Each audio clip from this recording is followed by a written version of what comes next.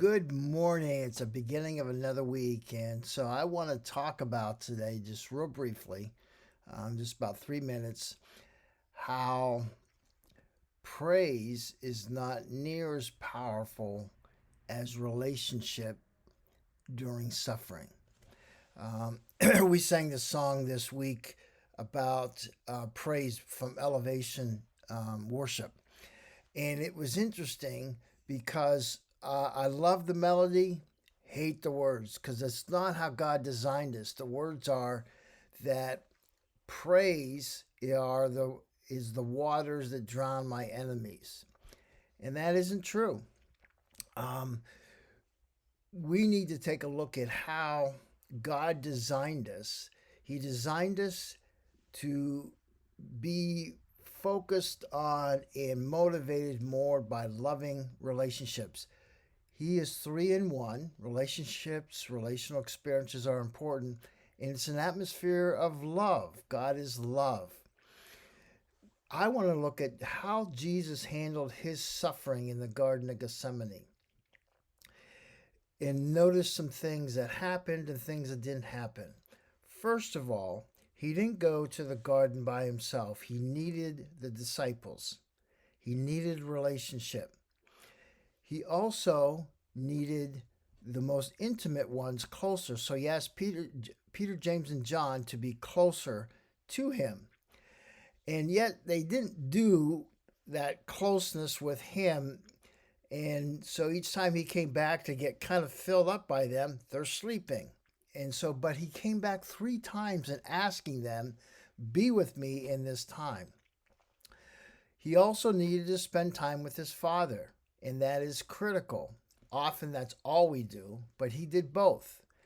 Notice what God didn't do. God didn't give him this wonderful cliche that Jesus would then say, okay, this is the reason. He also did not take his suffering away, because the way that we are to deal with suffering is that we go through it, but we go through it not alone, and we go through it not just with God, we go through it with other relationships that we have. That is just really, really key in the whole process. And so Jesus then came back and said what he got through from that time. God listened, he empathized. Um, he was okay that his son didn't want to go through with this. And then as they just sat in that and just talked back and forth, eventually from within Jesus, he's the one that said, I am going to go ahead and do this thing. And so we see it also real quickly with Paul. Paul was overwhelmed, 2 Corinthians 7 4 through 7, when he came into Macedonia. And so he connected with God, but he also connected with Titus. And that was critical because he could feel that love. He needed both of those. Ecclesiastes points this out too, verses Ecclesiastes 4 9 through 12. Two are better than one because they have a good return for their labor. If one falls down, the other can help them up. Praise, as we have these praise moments, they're important, but not necessarily for suffering, because praise is more focused on the secondary emotions, and we feel all excited and things like that. We need deeper core affective experiences that we're loved, that we are strong, valued, desired, enjoyed by God and others. That is how we get through suffering. And so I just want to share that because so often that song represents so many other things of just praise, and that's how we get through.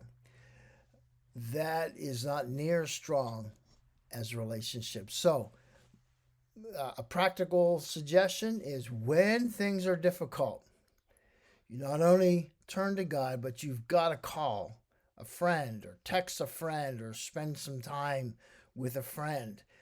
And when you spend time with God, So often, I know as I grew up, is focused on what I should do and making sure I follow the rules and stuff like that. God wants us to experience how much He loves us. And when we're with friends, it's easy to talk about how the Steelers did or how the Pirates really stink and or the latest entertainment with Taylor Swift. And we need intimate connection so that we can feel loved and accepted by other people. We need to develop those kind of relationships both with God and other people. And that's how He has provided for us to get through any kind of suffering. Okay, you have a great day.